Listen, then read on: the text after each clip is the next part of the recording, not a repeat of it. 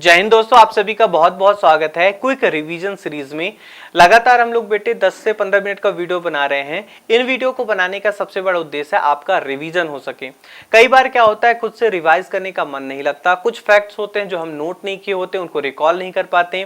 इसलिए आपका जब भी रिवीजन करने का मन करे तो आपको सिर्फ क्या करना है, फोर्स MPPSC यूट्यूब चैनल पर आना है, क्विक रिवीजन प्लेलिस्ट ओपन करना है और इस प्लेलिस्ट में आपको वो सारे वीडियोस देखने को मिलेंगे जहां से सबसे ज्यादा क्वेश्चन आने के चांसेस होते हैं।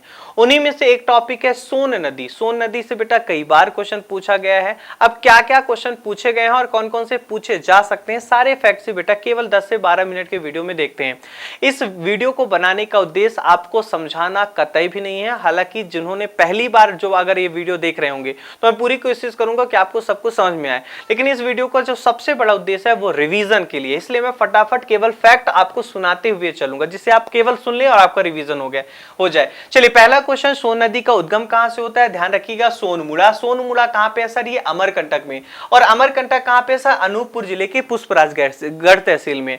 फिर सोन नदी का समाप्ति कहां पे होता है? ये पटना के निकट, बिहार में पटना के निकट दानापुर नाम की जगह है, जहां पे ये गंगा नदी पे मिल जाती है। यानी सोन किसकी ट्रिब्यूटरी है? सोन गंगा नदी की सहायक नदी है। ठीक है, चलिए इसके अलावा अगला पॉइंट ध्यान रखिएगा, सोन नदी की जो कुल लंबाई है 780 किलोमीटर है, लेकिन 780 किलोमीटर में मध्य प्रदेश में 509 किलोमीटर है। सोन नदी भारत के 3 राज्यों से प्रवाहित होती है। पहला मध्य प्रदेश, मध्य प्रदेश के बाद ये उत्तर प्रदेश, उत्तर प्रदेश के बाद ये बिहार में जाती है और बिहार में ही पटना के निकट दीनापुर में गंगा नदी पे मिल जाती है। एक पॉइंट और ध्यान रखिएगा कि सोन नदी उत्तर प्रदेश के सोनभद्र जिले में इंटर करती है और सोनभद्र जिला भारत का एकमात्र ऐसा जिला है जो 4 राज्यों से सीमा से साझा करता है। कौन कौन से वो 4 स्टेट हैं? सोनभद्र की बाउंड्री एक तो मध्य प्रदेश, छत्तीसगढ़, बिहार और झारखंड, इन 4 राज्यों से सीमा साझा करता है। ठीक है, चलिए इसके बाद अगले पॉइंट ध्यान सुनिएगा, ये सोन नदी कुल लंबाई 780 है। मध्य प्रदेश की नर्मदा और चंबल के बाद 3rd लॉन्गेस्ट रिवर है। मध्य प्रदेश की सबसे लंबी नदी चंबल,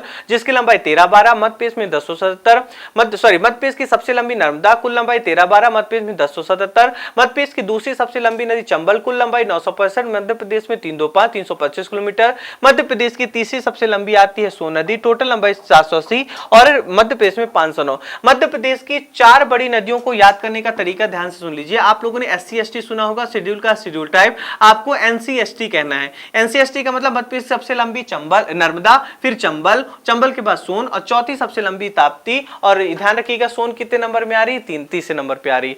अगला पॉइंट ध्यान रखिएगा, कितने राज्यों में? मध्य प्रदेश, उत्तर प्रदेश और बिहार 3 राज्यों में प्रवेश करती है। अब कौन कौन से जिलों से प्रवाहित होती है? तो सबसे पहले अनूपपुर जिले से निकली, अनूपपुर के बाद ये शहडोल में आती है, शहडोल के बाद बेटा ये उमरिया, यहाँ पे एक और होना चाहिए उमरिया, शहडोल, उमरिया, सतना, रीवा, सीधी और सिंगरौली, इतने मध्य प्रदेश के इतने जिलों से प्रवाहित होती है। एक पॉइंट और ध्यान रखिएगा, सोन नदी शहडोल और उमरिया जिले की सीमा का निर्धारण भी करती है। अब कौन कौन सी सोन नदी की सहायक नदियां हैं? रिहंद, गोपद, बनास, रिहंद, गोपस, कन्हार, उत्तरी कोयल। कम से कम ये 4 ट्रिब्यूटरी का नाम आप लोग को याद होना चाहिए। मेरे साथ एक बार बोलेंगे, फिर वीडियो पॉज करके एक बार बोल लीजिएगा। कौन कौन सी? रिहंद, गोपद, कन्हार और उत्तरी कोयल। एक पॉइंट और ध्यान रखिएगा, ये जो रिहंद सहायक नदी है, इस रिहंद नदी पर उत्तर प्रदेश में गोविंद बल्लभ पंत सागर परियोजना का निर्माण किया गया है और रिहंद नदी पर बने इसी डैम से सिंगरौली का जो बेहड़न है, वहां पे जो विंध्याचल थर्मल पावर प्लांट है, उसको वाटर की सप्लाई की जाती है। अगला पॉइंट ध्यान रखिएगा, सोन नदी के कई सारे एंशिएंट नेम, प्राचीन नेम है। कौन कौन से एंशिएंट नेम है? सोन नदी को सुवर्णा कहा जाता है।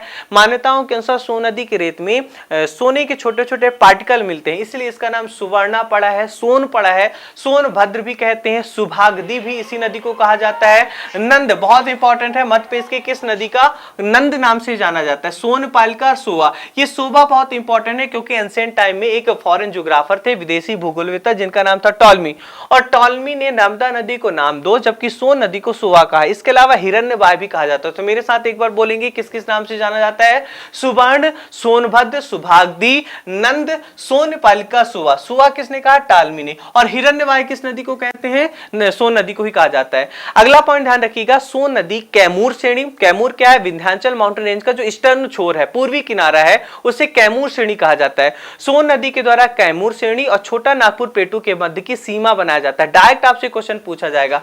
अगला पॉइंट ध्यान रखिएगा, सोन नदी के किनारे मार्कंडेय ऋषि का आश्रम हुआ करता था। इसके अलावा हर्षवर्धन के एक दरबारी कवि थे जिनका नाम था बाणभट्ट। बाणभट्ट ने भी सोन नदी के किनारे 14 वर्षों तक तपस्या किया था। यही कारण है कि सोन नदी पर एक डैम बना हुआ है जिसे कहते हैं बाणसागर परियोजना, और बाणसागर परियोजना का नामकरण इन्हीं बाणभट्ट के नाम पर ही किया गया, जो कि हर्षवर्धन के दरबारी कवि थे। अगला पॉइंट ध्यान रखिएगा कि एक ब्रिज है जिसे कहते हैं नेहरू सेतु। इस ब्रिज का निर्माण बिहार में किया गया है। यह 3 किलोमीटर लंबा रेलवे ब्रिज है और भारत के सबसे लंबे रेलवे ब्रिज में से एक है नेहरू सेतु। ये नेहरू सेतु दो शहर को आपस में कनेक्ट करता है। अच्छा, किस जिले में है? बिहार में एक जिला आता है रोहतास जिला। ये वही रोहतास जिला है जहां के सासाराम में किसकी समाधि, कमेंट करके बताइए। यहां पे एक आता है जिसे कहते हैं डेहरी ऑन सोन। क्या है? एक कस्बा है जिसे कहते हैं डेहरी ऑन सोन, और दूसरा कस्बा है जिसे सोन नगर कहा जाता है। यानी ये जो नेहरू सेतु है ये सोन नगर को, किसको? सोन नगर को डेहरी ऑन सोन से कनेक्ट करता है। डायरेक्ट आपसे क्वेश्चन पूछा जा सकता है। ठीक है, चलिए अगली परियोजना आती है बाणसागर परियोजना। पहला क्वेश्चन पूछा जाएगा किस नदी पर है? सोन नदी पर। कहां बनाया गया है? शहडोल के देवलौन में। किसकी ज्वाइंट प्रोजेक्ट है? ध्यान रखिएगा ये 3 राज्यों की ज्वाइंट प्रोजेक्ट है। वो कौन से 3 राज्य जहां से सोन नदी प्रवाहित होती है? कौन से वो 3 राज्य जहां से सोन नदी बहती है? मध्य प्रदेश, उत्तर प्रदेश, बिहार। एक पॉइंट और ध्यान रखिएगा, बाणसागर परियोजना मध्य प्रदेश की एकमात्र ऐसी परियोजना है जिसमें बिहार भी एज ए स्टेक होल्डर है, और किसी भी परियोजना में बिहार का हिस्सा नहीं है, लेकिन बाणसागर परियोजना एकमात्र ऐसी परियोजना है जहां पे बिहार का भी हिस्सा है। इस बाणसागर परियोजना में जो 50% हिस्सा है, यानी सबसे ज्यादा हिस्सा मध्य प्रदेश का है, और 25% यूपी और बिहार का आता है। बाणसागर परियोजना से 425 मेगावाट बिजली पैदा की जाती है। इस परियोजना का जो आधारशिला है ये उस टाइम के प्रधानमंत्री मोरारजी देसाई के द्वारा 1978 में रखा गया था, जबकि इसका काम पूरा होता है जून 2006 में, और जून 2006 में इस परियोजना के लोकार्पण का कार्य उस समय के जो भारत के प्रधानमंत्री थे, पूर्व प्रधानमंत्री अटल बिहारी वाजपेयी जी के द्वारा किया गया था। अगला पॉइंट ध्यान रखिएगा, बाणसागर परियोजना में मेन बांध तो बाणसागर है जो कि शहडोल में देवलौन में है। इसके अलावा और भी बहुत सारे उप बांधों का निर्माण किया गया, जैसे अनबार, बकेली, भितरी, कदबारी, झिन्ना। ये सारे उप बांध बाणसागर परियोजना के तहत निर्मित किए गए। एक बार फिर मेरे साथ बोलिएगा, अनबार, बकेली बांध, भितरी, कंदबारी और झिन्ना। ये सारे बांध डायरेक्ट क्वेश्चन पूछे जाएंगे किस परियोजना के तहत बनाए गए थे? बाणसागर परियोजना के तहत। इसके अलावा बाणसागर परियोजना से बहुत सारी नहरें भी निकाली गई हैं, जैसे सिंघावल, क्योटी, पुरबा, त्योंदर, भितरी, दाएं तट की, गुड़मौगंज। एक बार फिर मेरे साथ बोलिएगा, फिर वीडियो पॉज करके एक बार आप सभी को बोलना है। सिंघावल, क्योटी, पुरवा, त्योंधर, भितरी और गुड़मौगंज। एक बार फिर से मैं बता दूं, ये जो वीडियो है केवल रिवीजन पर्पस के लिए, मैं यहाँ पे आपको समझा नहीं रहा हूं, केवल फैक्ट्स को रिकॉल करवा रहा हूं। ठीक है, चलिए आगे बढ़ते हैं बेटा। इसके अलावा सोन नदी पर सोन घड़ियाल अभ्यारण्य भी है, घड़ियाल का संरक्षण किया जाता है। डायरेक्ट आपसे क्वेश्चन पूछा जाएगा, सोन घड़ियाल अभ्यारण्य की स्थापना कब की जाती है? 1981 में।